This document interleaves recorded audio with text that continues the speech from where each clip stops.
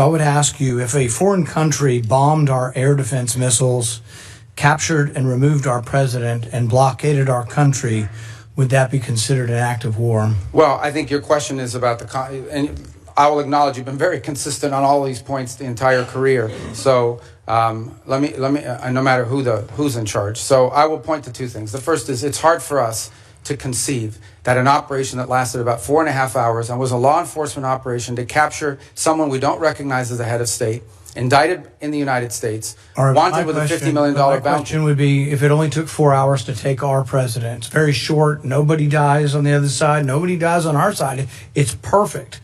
Would it be an act of war? We just don't believe that this operation comes anywhere close to the constitutional definition of war. But would it be an act of war if someone did it to us? Nobody dies, few casualties, they're in and out. Boom, it's a perfect military operation. Would that be an act of war? Of course it would be an act of war. I'm probably the most anti-war person in the Senate, and I would vote to declare war if someone invaded our country and took our president.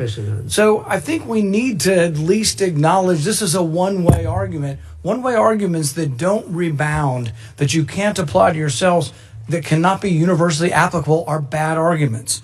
So my next question would be, let's say it's not a war. And we're just going to define it away and say it's not a war. That's one of the arguments.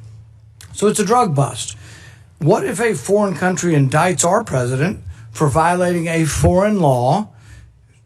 Should we extradite our president, or should we be okay if they come in and get him by force? Look, I think ultimately we're always going to act in our national interest. And so if somebody comes after our national interest, like the case you've described, which obviously does not exist at this time, but the case you've described, the U.S. always has the right to act in its national interest and to protect itself. So really I don't know about this equivalency. Well, does this justify them doing it? We're always going to do what's best for the United States.